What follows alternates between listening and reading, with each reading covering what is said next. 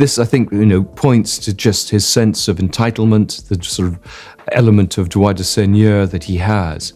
He doesn't sort of think of anyone except his own personal interests. And this is why I think he's found it so hard to make any sort of apology or to show any sort of contrition. This evening, we will examine Andrew Mountbatten Windsor's candid and widely reported character evaluation, which has caused a stir in the royal community. A previous royal girlfriend has come out with amazing honesty, calling him uneducated, entitled, and thinks the world owes him a favor. These comments are from Susanna Constantine, a well-known television personality who formerly dated Princess Margaret's son, David Armstrong Jones.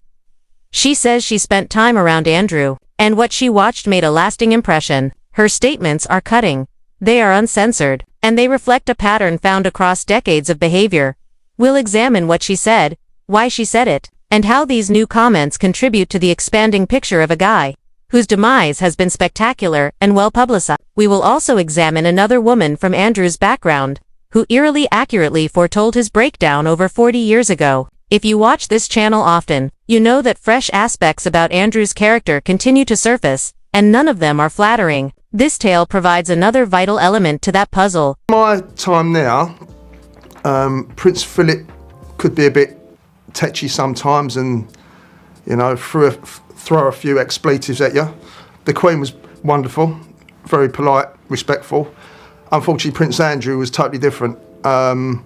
He could fly off the handle at the smallest thing. He would be abusive.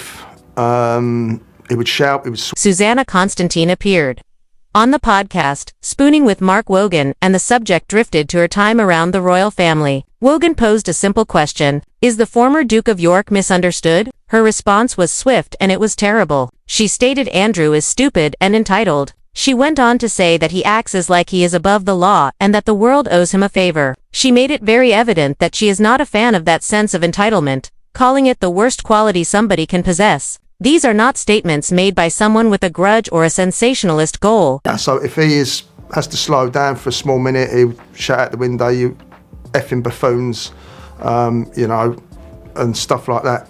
So there was no leeway. If it wasn't done right for him, then he would fly off the handle. Constantine dated within the royal circle for 6 years. She carried herself cautiously throughout that period, and she stays close with her former partner, the second Earl of Snowdon. When someone like that speaks so frankly, it gets attention. She also questioned how Andrew ever managed to acquire a helicopter license, claiming it is exceedingly tough and pointing out that her own son is in the Royal Navy.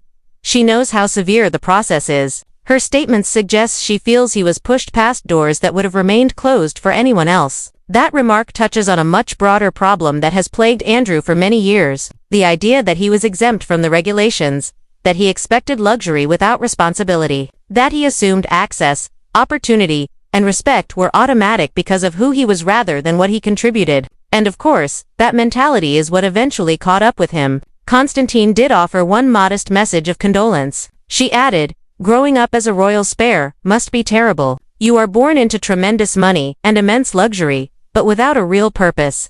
Your path is selected for you. You do not get to establish your own identity." Many royal pundits have raised this point before. The remarkable thing, though, is how fast she returned to her main point. No justification, no condition warrants the kind of entitlement she witnessed. It is a reminder that even people previously close to the family see Andrew's behavior as something apart from his origins, something deeper, something that repeated itself across years and across relationships.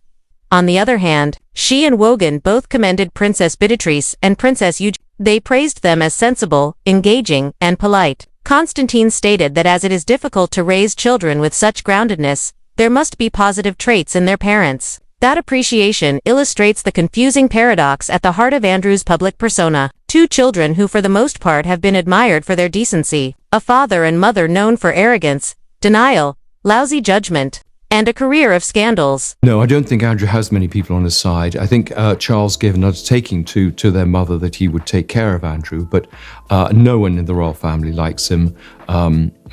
He's made a lot of enemies on the way up. I don't think anyone in the palace likes him. For now we turn to another voice from Andrew's history, one that illustrates how deeply embedded his behavior actually was. Decades before the controversies arose, a woman who knew him in the early 80s warned that his attitude would catch up with him. Her name was Vicky Hodge. a gorgeous actress and model who met paths with Andrew in Barbados in 1983. She saw warning signs almost immediately because she was older, more seasoned, and much more global. Her initial impressions were anything but positive. According to biographer Andrew Lowy, she recalls Andrew going into countless jokes that were not funny because he enjoyed the sound of his own voice. He thought his jokes were clever. When they reunited the following day, he was swimming in the sea without a stitch of clothes, everything on display. According to her description, he was an attention-seeking young man who lacked self-control. They went on to have a 10-day relationship. He was immature, conceited, flirtatious, and self-satisfied. According to her, he even told her he loved her, then vanished the moment he sailed away. No call, no letter, nothing. Only weeks later, she talked to the Mirror and delivered a comment that now feels amazingly accurate. She stated, Andrew was obstinate and unwilling to listen to advice unless it suited him. She stated he needed someone powerful enough to stop him from getting into excursions that would shame himself and the royal family. Her words read like a prophecy. No one realized then that decades later he would be enmeshed in the Epstein affair, stripped of his honors, expelled from public life, and considered internationally as a burden to the monarchy. He is regular old Andrew, Pete, and we're going to have to get pretty used to calling him Andrew from now on very quickly, because this stripping of his prince title is effective immediately. These two women from two entirely different stages in Andrew's life describe the same attributes: entitlement, ignorance, arrogance, immaturity, a failure to listen, a belief that norms did not apply to him. Their testimonies are in perfect harmony with what biographers, insiders, and former employees have been saying for years. Stories of outbursts, rudeness, filthy jokes, pranks aimed at shaming women, extravagant spending, questionable travel, a long trail of behavior that always seemed to push limits just because he believed he could. And it is what makes these latest statements from Susanna Constantine so remarkable. And I mean, I've got countless stories of Andrew requesting girls when he went on taxpayer-funded trips. Do you mean women? Sorry, just to be clear on the ages that you're talking about. Well, should we say young? Several witnesses have described Andrew's actions at private events as crass, immature, and nearly always directed towards women. Former visitors recall him using humiliation as entertainment, turning social occasions into venues for pranks that left people shocked rather than amused. In one instance, Andrew performed a party trick by sneaking up behind a well-known woman and unzipping her dress in front of the room. According to some reports, he laughed and shoved a young guest's face into a dish of food, as if the embarrassment was the whole idea. The pattern extended from his late teens through adulthood. Staff and attendants claim Andrew thrived on pushing limits and seeing how far he could go, especially when surrounded by younger ladies who were unlikely to challenge him. Witnesses have reported physical antics, obscene jokes, and actions that would be unimaginable from any regular person, much less a member of the royal family. He never appeared ashamed or sorry, which is the most revealing feature that appears in all of the testimonies. Even at the expense of others, he relished being the center of attention. These stories illustrate the overall image of a guy whose immaturity and contempt for others were obvious long before his later problems became public.